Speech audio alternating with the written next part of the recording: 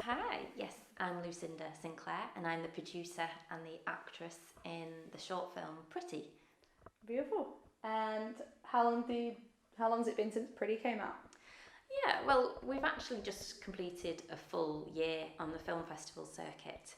It was actually made in 2017, and now it's 2019, and it's just been released on Amazon Prime. Which is so exciting because we're excited to get more eyes on our work.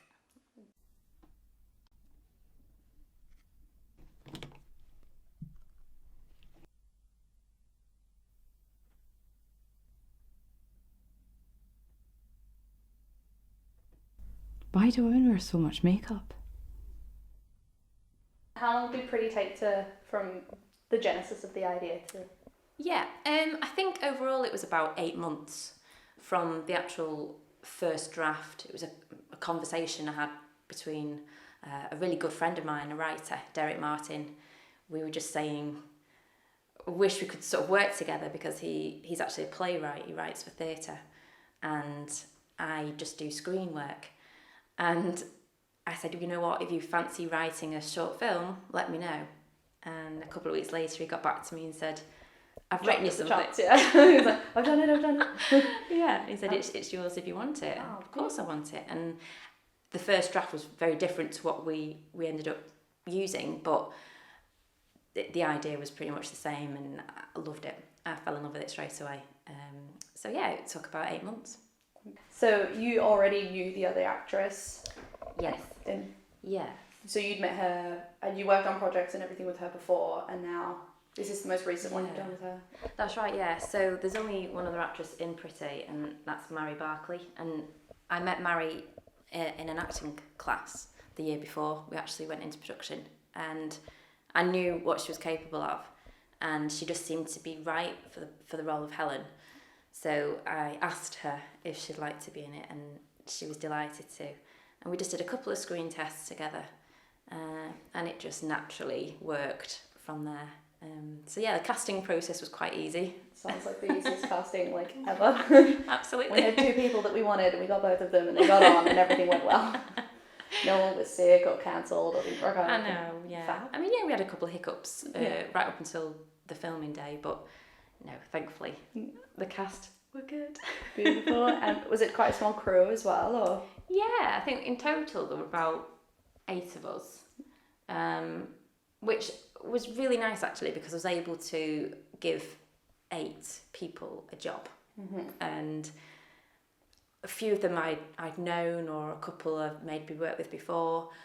I was able to sort of involve the director, Chris Green, who I'd never worked with before, but I would always love to have worked with him because I think he's brilliant.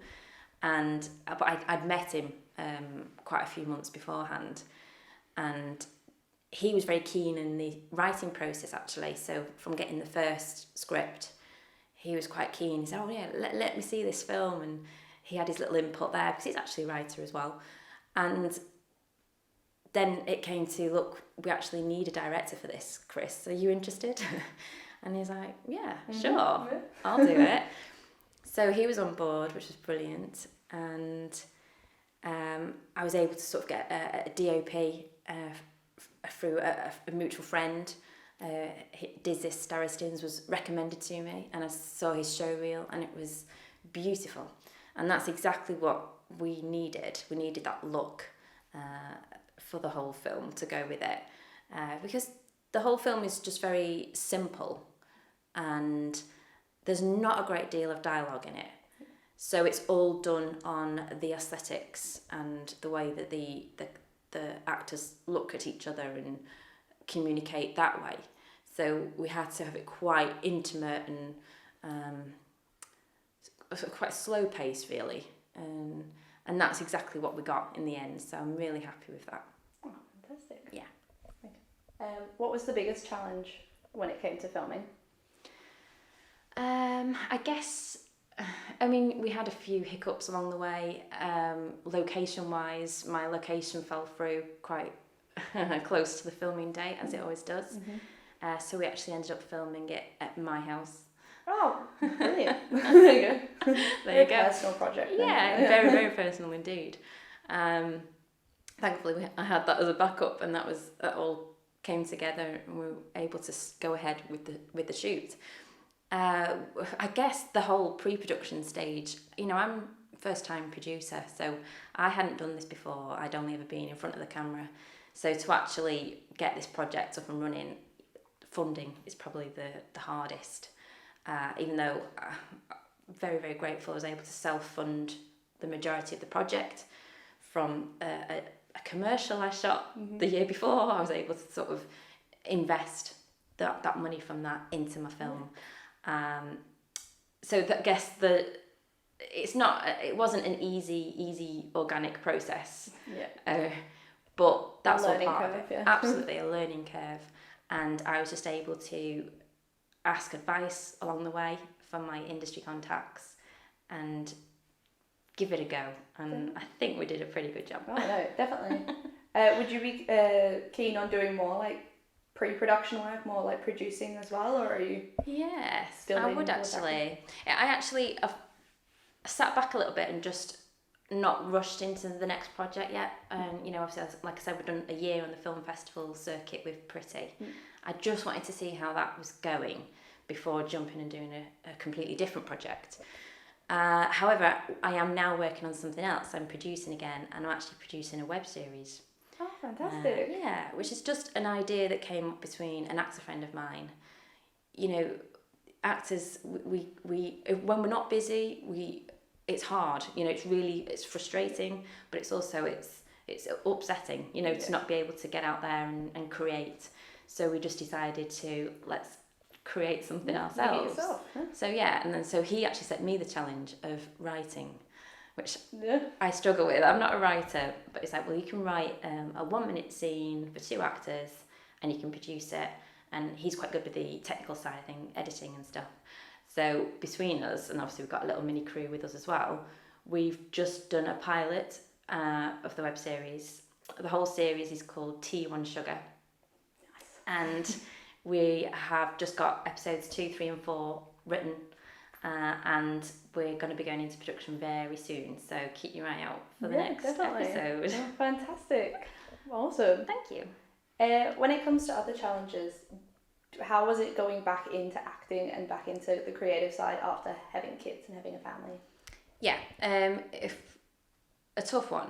And I actually had 6 years out, a career break, if you like to call it, whilst I have my 2 children. And that's a long time in this fast moving industry. No one's going to wait around for you. Yeah. Things happened that were out of my control, and when I was ready to come back into acting, I was starting from scratch. I was starting again. And I had no agent. That ended a couple of years ago, unfortunately. So I'm literally starting from scratch. So it was very tough to come back into it. I'm so glad I did, because I knew that I wanted to. And I purposely took 6 years away because I didn't want to rush back into it. I didn't feel ready. And it's a bit of a bittersweet thing, actually, that my first project that I also produced was Pretty, because the biggest issues within the storyline of Pretty are how females feel, body confidence wise, body issues. And that's exactly how I was feeling. And the 6 years that I had off, my confidence had gone, my self-esteem had gone. Because when you have a baby, that, a lot of things just change. And suddenly you take on a completely different role. You lose your identity a little bit. Not for everyone, but some women do find that. And personally, I wasn't ready to go back to work straight away. So I took the time off and made sure that I felt ready and confident, because this industry, it knocks your confidence very easily.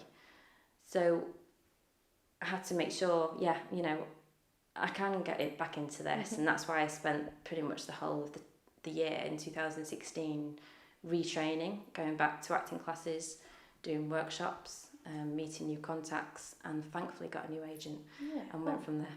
Brilliant. Yeah. What happened? Like, what was the next step after post-production, after you finished filming, to get it into like film festivals? Okay, well, the next step was we actually did a private screening first, and just wanted to show my loved ones what I'd been up to for the last 8 months, because I kept it all quite under wraps the whole process, and they knew I was completely busy and I was working on something, but they weren't quite sure what. So we actually hired a little tiny cinema in Manchester and did a private screening first. It went well, thankfully, and then I was ready then as producer to submit it into film festivals. And to say, that's not a simple step either. And there were quite a few rejection emails coming back, and that's quite tough. You'd think I'd be used to rejection by now, but I'm not. No. And it's tough because, when you've worked so hard, put so much effort into this little... It's such a passion project as well. Absolutely. And it's an 8-minute passion project, short film. It's so special. And we wanted to get it out there. We wanted people to see it. And we still do. We've still got so many people that haven't yet seen it and would love to see it. And the ones that have seen it have been able to say, oh, wow, I can relate to that, actually. We've got some lovely reviews back. So that process was quite a tough one when you might hear a positive from one film festival and then you might get a sorry, it's a no from about 10 others. So to get used to that was quite a tough process, but we did a handful of really brilliant film festivals. First one was Birmingham, and I think we went on to do, we did Liverpool, we did Kino in Manchester, a couple of us in between, and it's so nice just to sit as a filmmaker in an audience of film lovers and just watching your film being screened and to hear the reaction afterwards, or to have people to come up to you and just say, oh, that was lovely, and what made you come up with that idea, and that sort of thing. So yeah, it's rewarding, definitely, doing the whole film festival process. And it's nice to go in as a filmmaker, not just the actor. Yeah, exactly, yeah. No, you can Yes. relate to all these directors and have those definitely. conversations now. Yeah. Do you think it's made going into acting again easier for you now that you can see the behind the scenes part and you more involved in that? Was that a very natural step? It is. I mean, I've always had an interest in the production side of things, and I actually worked in TV production for a tiny stint of my life about 10 years ago, and I worked as a runner. And to work as a runner is, wow, what a grounding, and just to get an understanding of how each department works, and also the cast, and to see it from behind the camera, to me was just, it's fascinating really, but it grounds me as an actor as well. So when it's my turn to come in as the actor, I'm top of my game. I know my lines. I'm in there.